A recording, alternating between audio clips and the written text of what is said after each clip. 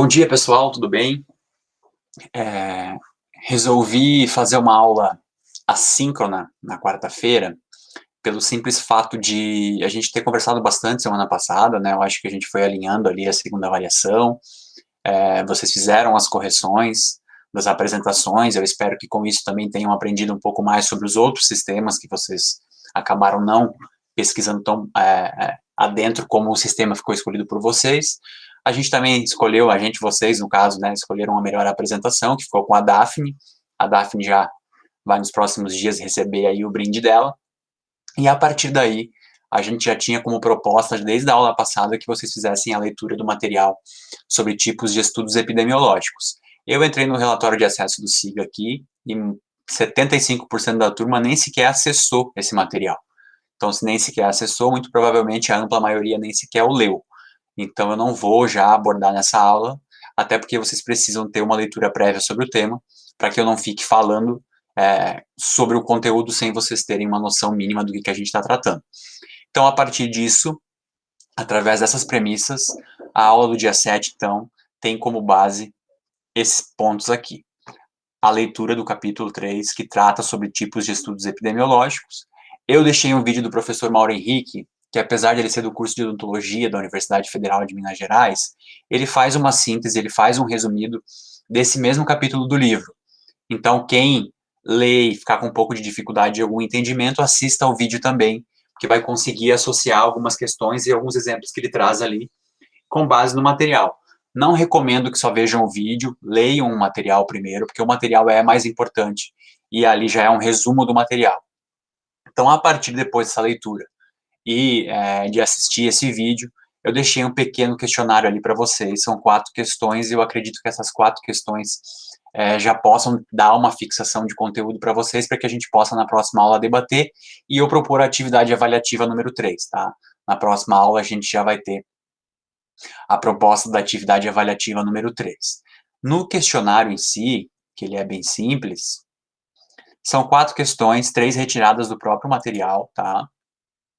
E uma questão foi uma proposta que eu coloquei aqui.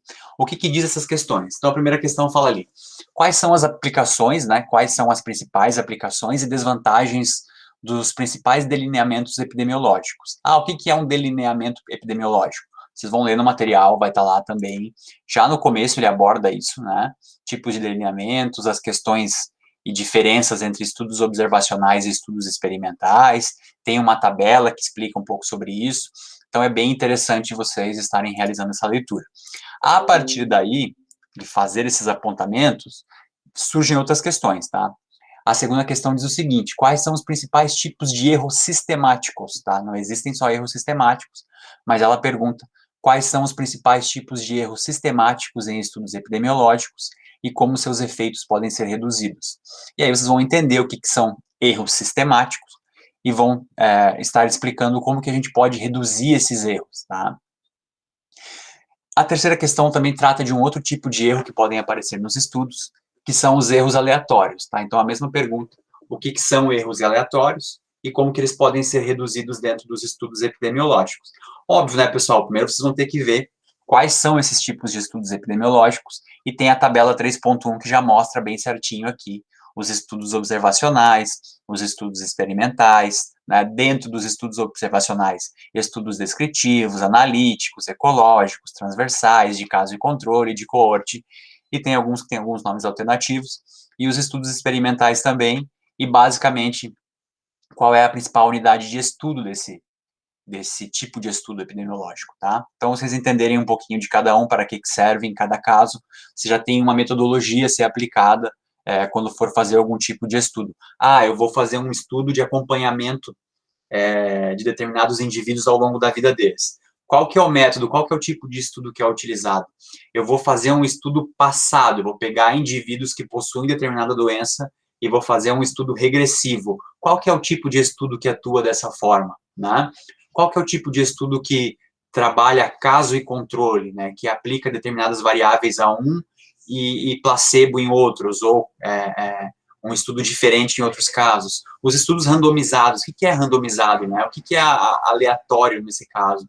Então, estão vários os estudos que estão ali, vocês vão tentar entender um pouquinho melhor o que é cada um deles. A partir disso, a última questão, ela é interessante porque vocês já vão adentrar nas pesquisas dos estudos que existem relacionados a isso. E aí eu coloquei lá, encontre nas plataformas e repositórios científicos, né, eu coloquei exemplos, como exemplo a CAPES-CAF, que é a mais completa que a gente tem, então vocês têm acesso, podem entrar. Vocês vão tentar buscar lá e procurar algum tipo de estudo epidemiológico de acordo com determinada doença, tá? Apresentada por vocês. Por que esse é apresentado por vocês aqui? Vocês lembram que cada um apresentou uma doença.